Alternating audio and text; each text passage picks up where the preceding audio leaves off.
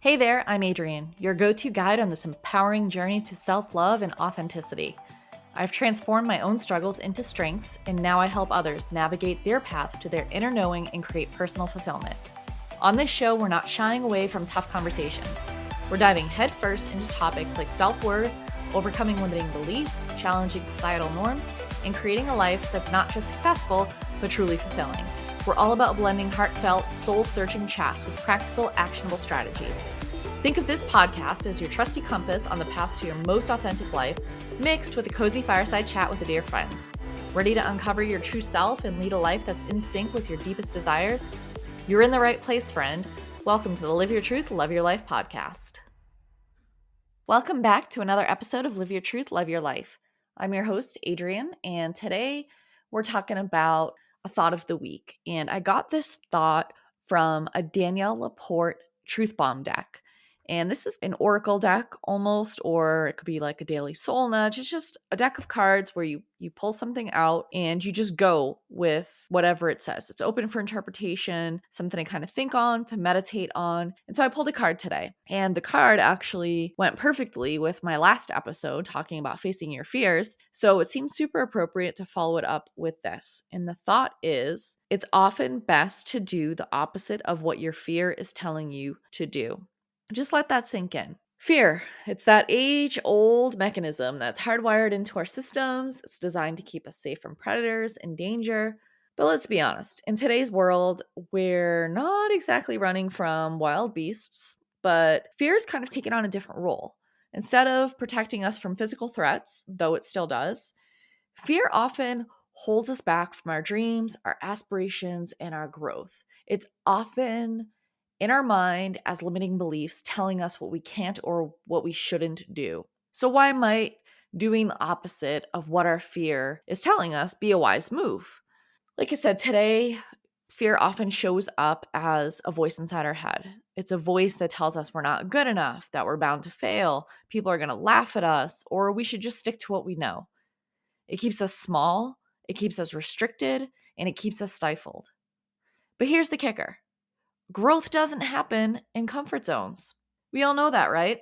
If you've ever wanted to change, to evolve, to reach a new height, you've got to challenge the boundaries that you have in place.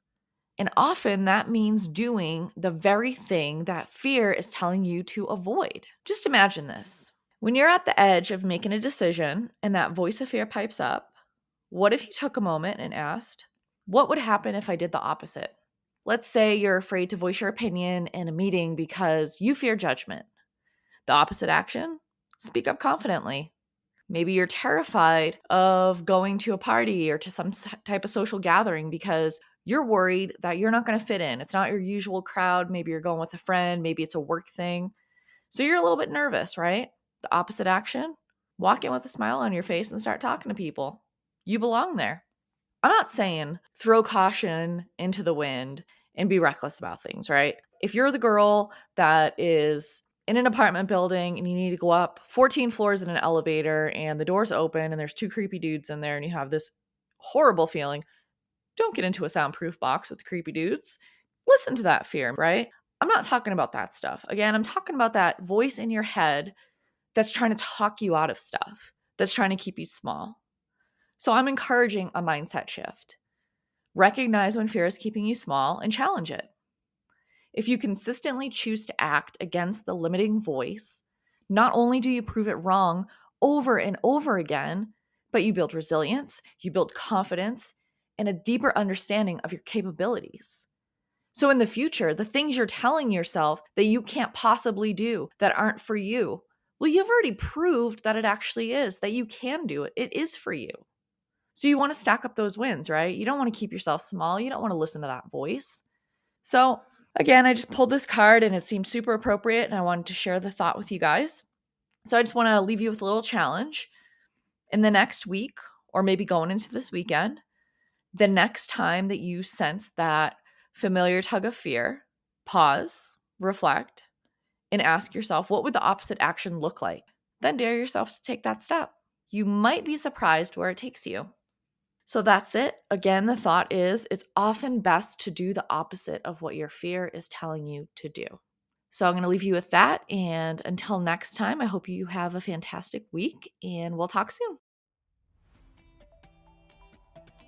That's it for today's episode, my friends. Thanks so much for joining me on the Live Your Truth, Love Your Life podcast. To get even more out of today's conversation, don't forget to swing by the show notes and download your freebie. Want to keep the conversation going?